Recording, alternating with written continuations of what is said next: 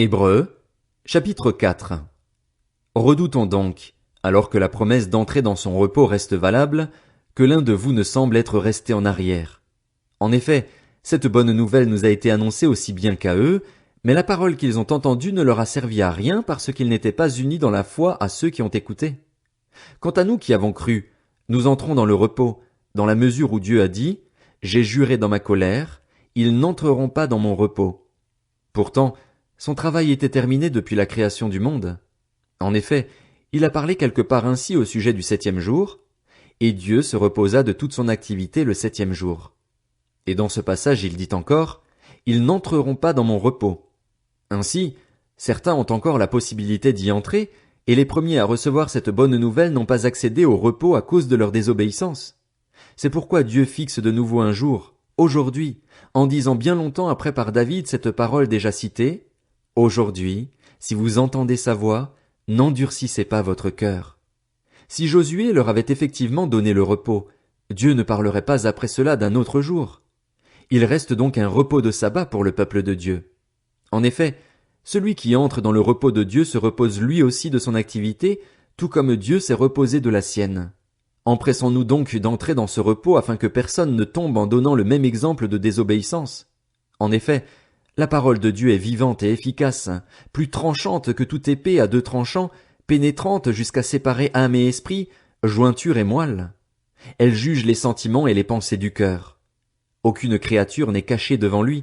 Tout est nu et découvert aux yeux de celui à qui nous devons rendre compte. Ainsi, puisque nous avons un souverain grand prêtre qui a traversé le ciel, Jésus, le Fils de Dieu, restons fermement attachés à la foi que nous professons. En effet, nous n'avons pas un grand prêtre incapable de compatir à nos faiblesses. Au contraire, il a été tenté en tout point comme nous, mais sans commettre de péché. Approchons-nous donc avec assurance du trône de la grâce, afin d'obtenir compassion et de trouver grâce pour être secourus au moment opportun. Hébreux, chapitre 5. En effet, tout grand prêtre pris parmi les hommes est établi en faveur des hommes dans le service de Dieu afin de présenter des offrandes et des sacrifices pour les péchés. Il peut avoir de la compréhension pour les personnes ignorantes et égarées, puisqu'il est lui-même aussi sujet à la faiblesse. C'est d'ailleurs à cause de cette faiblesse qu'il doit offrir des sacrifices pour ses propres péchés, aussi bien que pour ceux du peuple. Personne ne peut s'attribuer l'honneur de cette charge à moins d'être appelé par Dieu comme l'a été Aaron. Christ non plus ne s'est pas attribué la gloire de devenir grand prêtre. Il la tient de celui qui lui a dit, « Tu es mon fils, je t'ai engendré aujourd'hui. » Il dit aussi ailleurs, « Tu es prêtre pour toujours à la manière de Melchisédek. » Pendant sa vie terrestre, Christ a présenté avec de grands cris et avec larmes des prières et des supplications à celui qui pouvait le sauver de la mort, et il a été exaucé à cause de sa piété. Ainsi, bien qu'étant fils, il a appris l'obéissance parce qu'il a souffert. Et parfaitement qualifié, il est devenu pour tous ceux qui lui obéissent l'auteur d'un salut éternel, car Dieu l'a déclaré grand prêtre à la manière de Melchisédek. Nous avons beaucoup à dire à ce sujet, et des choses difficiles à expliquer parce que vous êtes devenus lents à comprendre. Alors que vous devriez avec le temps être des enseignants, vous en êtes au point d'avoir besoin qu'on vous enseigne les éléments de base de la révélation de Dieu. Vous en êtes arrivé à avoir besoin de lait et non d'une nourriture solide. Or celui qui en est au lait est inexpérimenté dans la parole de justice, car il est un petit enfant. Mais la nourriture solide est pour les adultes, pour ceux qui, en raison de leur expérience, ont le jugement exercé à discerner ce qui est bien et ce qui est mal. Hébreux, chapitre 6. C'est pourquoi, laissant les bases de l'enseignement relatif au Messie, tendons vers la maturité sans avoir à reposer le fondement du renoncement aux œuvres mortes, de la foi en Dieu, de l'enseignement concernant les baptêmes et l'imposition des mains, de la résurrection des morts et du jugement éternel. C'est ce que nous ferons, si Dieu le permet. En effet, ceux qui ont été une fois éclairés, qui ont goûté aux dons célestes, qui ont eu part au Saint-Esprit, qui ont goûté à la bonne parole de Dieu et aux puissances du monde à venir, et qui pourtant sont tombés, il est impossible de les amener une nouvelle fois à changer d'attitude, puisqu'ils crucifient de nouveau pour eux-mêmes le Fils de Dieu et le déshonorent publiquement. Lorsqu'une terre arrosée de pluies fréquentes produit des plantes utiles à ceux pour qui elle est cultivée, elle reçoit de Dieu sa part de bénédiction. Mais si elle produit des ronces et des chardons, elle est jugée sans valeur, bien près d'être maudite, et on finit par y mettre le feu. Même si nous parlons ainsi, bien-aimés, nous sommes convaincus qu'en ce qui vous concerne vous avez la meilleure part, celle qui est favorable au salut. En effet, Dieu n'est pas injuste pour oublier votre œuvre et le travail de votre amour.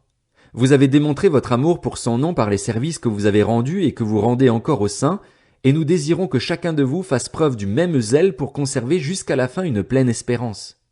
Ainsi vous ne vous relâcherez pas, mais vous imiterez ceux qui, par la foi et la patience, reçoivent l'héritage promis. Lorsque Dieu a fait la promesse à Abraham, comme il ne pouvait pas prêter serment par plus grand que lui, il a juré par lui-même en disant « Certainement, je te comblerai de bénédictions et je multiplierai ta descendance. » C'est ainsi qu'après une attente patiente, Abraham a obtenu ce qui lui avait été promis. Or, les hommes jurent par plus grand qu'eux et le serment est une garantie qui met fin à toute contestation. C'est pourquoi Dieu, voulant montrer plus clairement encore aux héritiers de la promesse le caractère irrévocable de sa décision, est intervenu par un serment. Ainsi, par 2 actes irrévocables dans lesquels il est impossible que Dieu mente, nous sommes puissamment encouragés, nous dont le seul refuge a été de saisir l'espérance qui nous était proposée. Cette espérance, nous la possédons comme une ancre solide et sûre de l'âme. Elle pénètre derrière le voile, là où Jésus, établi grand prêtre pour toujours à la manière de Melchisédek, est entré pour nous en précurseur.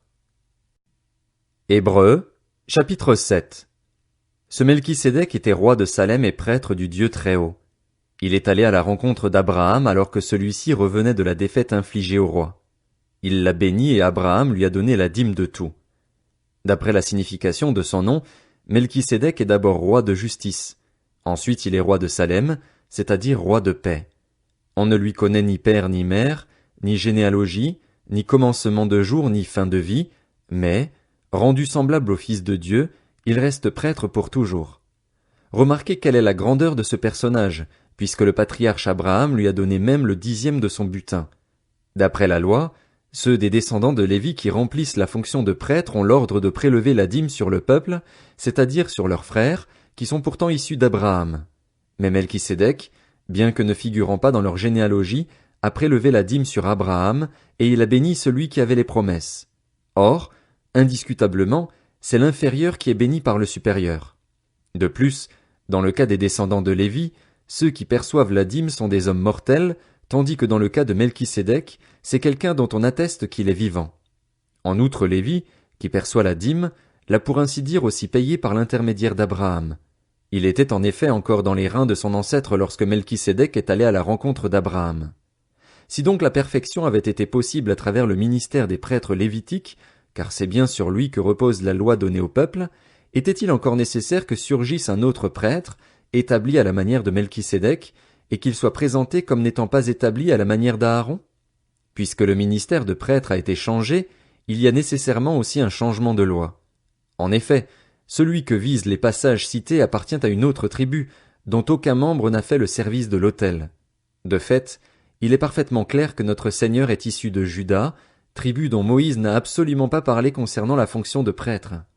C'est plus évident encore quand cet autre prêtre qui surgit est semblable à Melchisédek, établi non d'après un principe de filiation prescrit par la loi, mais d'après la puissance d'une vie impérissable. De fait, ce témoignage lui est rendu, tu es prêtre pour toujours à la manière de Melchisédek. Il y a ainsi abolition de la règle précédente à cause de son impuissance et de son inutilité, puisque la loi n'a rien amené à la perfection. Mais par ailleurs, il y a l'introduction d'une meilleure espérance, par laquelle nous nous approchons de Dieu. Cela ne s'est pas fait sans prestation de serment. En effet, si les Lévites sont devenus prêtres sans qu'un serment soit prêté, Jésus l'est devenu à travers le serment prêté par Dieu qui lui a dit « Le Seigneur l'a juré, et il ne se rétractera pas. Tu es prêtre pour toujours à la manière de Melchisédek. » C'est pour cela que Jésus est le garant d'une bien meilleure alliance. De plus, il y a eu des prêtres lévitiques en assez grand nombre, parce que la mort les empêchait de rester en fonction. Mais lui, parce qu'il demeure éternellement, possède la fonction de prêtre qui ne se transmet pas. Par conséquent, il peut aussi sauver parfaitement ceux qui s'approchent de Dieu à travers lui, puisqu'il est toujours vivant pour intercéder en leur faveur. C'est bien un tel grand prêtre qu'il nous fallait, saint, irréprochable, sans souillure, séparé des pécheurs et plus élevé que le ciel. Il n'a pas besoin comme les autres grands prêtres d'offrir chaque jour des sacrifices, d'abord pour ses propres péchés, ensuite pour ceux du peuple, car il a accompli ce service une fois pour toutes en s'offrant lui-même en sacrifice. En effet, la loi établit comme grands prêtres des hommes sujets à la faiblesse, tandis que la parole du serment prononcé après l'instauration de la loi établit le Fils, qui est parfait pour l'éternité.